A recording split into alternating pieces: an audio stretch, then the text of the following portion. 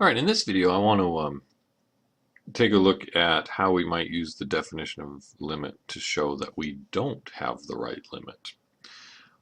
For instance, same example I just did in the previous video. I got the function f of x equals 2x plus 1. I'm going to let x approach 2. So I know that this is a nice function. It's really easy to calculate the limit by just plugging the 2 in and getting 5, right? So we know that the limit is 5. But suppose for some reason I was not in my right mind. And I think the limit is 6, how would I show that it's not 6?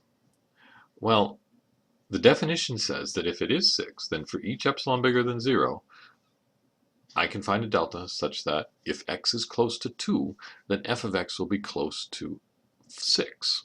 Okay, so here I've got epsilon equals 2, so I'm saying close, right? What do I mean by close to 6? I mean, well, plus or minus 2.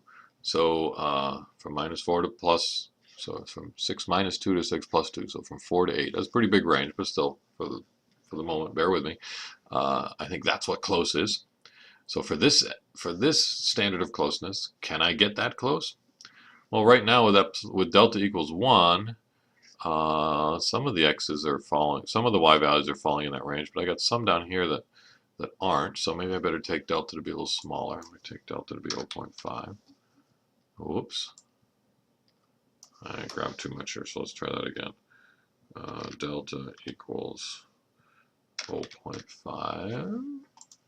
Yeah, good.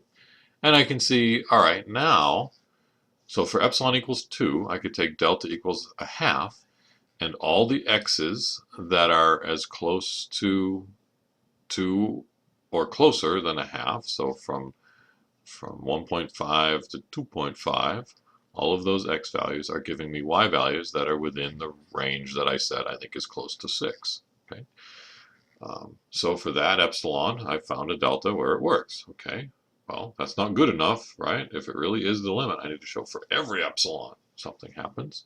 So let's try another epsilon. Let's try epsilon equals, well, let's go a little smaller here. How about a half? So here's epsilon equals a half. Can I find a delta now so that all of the x values are giving me y values close to 6? Well, it turns out that no, I can't. When I start taking delta to be smaller here, the problem is I've got stuff down here. I've got that's, this is a straight function. This is a linear function. If x is less than 2, then the 2x plus 1 is going to be less than 5. And certainly it's not going to be close to 6 if it's less than 5. If my closeness is a half, I'm saying I need to be between 5.5 and 6.5. Well, this stuff over here is going to be less than 5. So certainly no, that's not going to be close.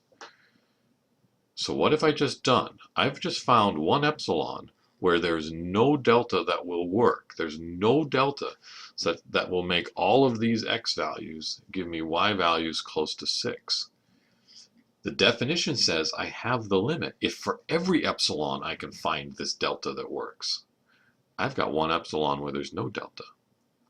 So this is not true. I do not satisfy this definition, and I do not have the limit. 6 is not the limit because I found one epsilon where no delta works.